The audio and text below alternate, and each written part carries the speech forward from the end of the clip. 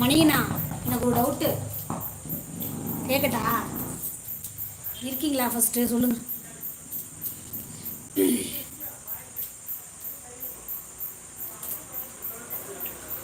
சமூகத்துக்கு இன்னொரு சிறிய வேண்டுகோள். அவன் எந்த எண்ணெயை ஊற்றினாலும் புரியலையே.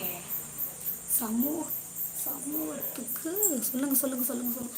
சமூகத்துக்கு இன்னொரு சிறிய வேண்டுகோள். அவன் எந்த எண்ணெயை ஊற்றினாலுமா புரியலையே.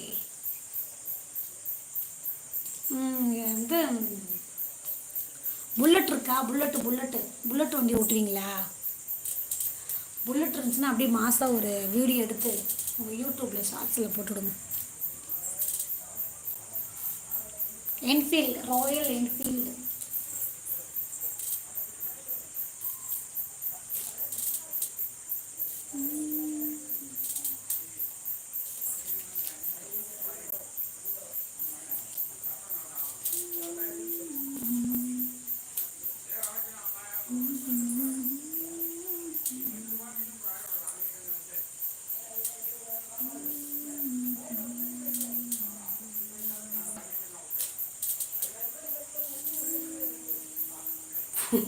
ஃபுட் பாய்சன் ஆயிடுச்சுன்னு சொன்னேனே.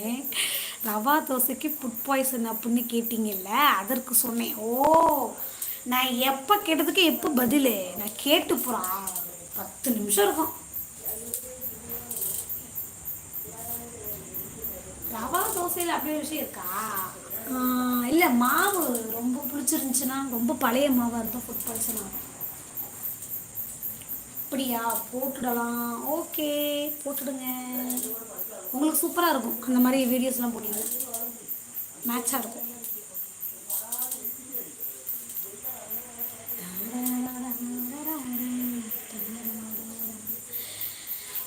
அப்படி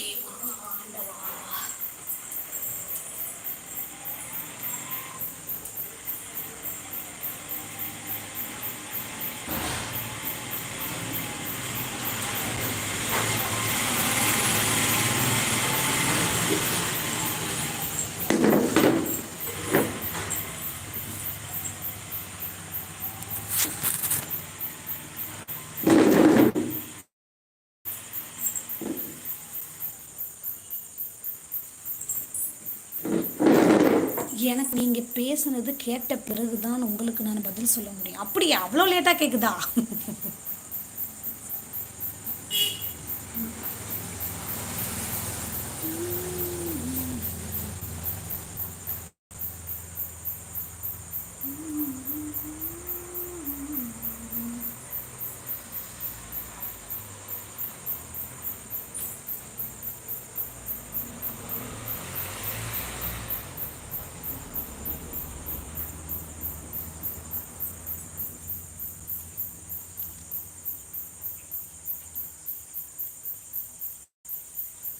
நெட்டு ரொம்ப ஸ்லோவாக இருக்கோ? ஆமாம், 4 பாயிண்ட் தான் இருக்குது. உங்கள் தலைவர் லைவ் போடலையா? உங்கள் தலைவர் அப்படியே உருவா.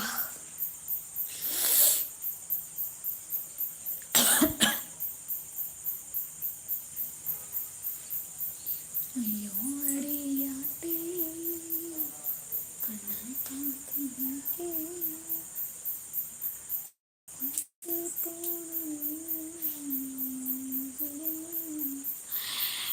பின்ன பின்ன காட்டுக்குள்ளேருந்து பேசினா லேட்டாக தான் கேட்கும். இங்கே பாருங்கள், சும்மா மறுபடியும் காடுன்னு சொல்லிட்டு இருக்காதீங்க. நான் இருக்கிறது டவுன் ஏரியா. இங்கே வீடை சுற்றி நிறைய மரம் செடி வச்சுருப்பாங்க. அதனால உங்களுக்கு காடு மாதிரி தெரியுது. நான் என்ன பண்ணுறது?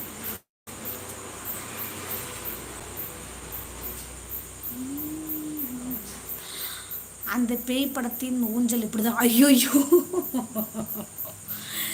சும்மா இருங்க மணியண்ணா. நானே எனக்கு நேற்றுல இருந்து என்னன்னு தெரியல, கெட்ட கனவாக வந்துட்டு இருக்கு. நைட்டெல்லாம் கத்துன்னு கத்திட்டேன் தூக்கத்தில்.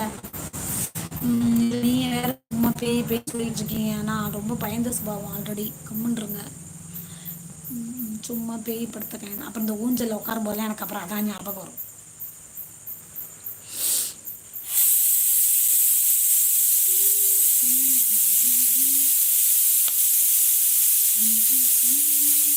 தலைவர் குடும்பத்தோடு பழனி யாத்திரை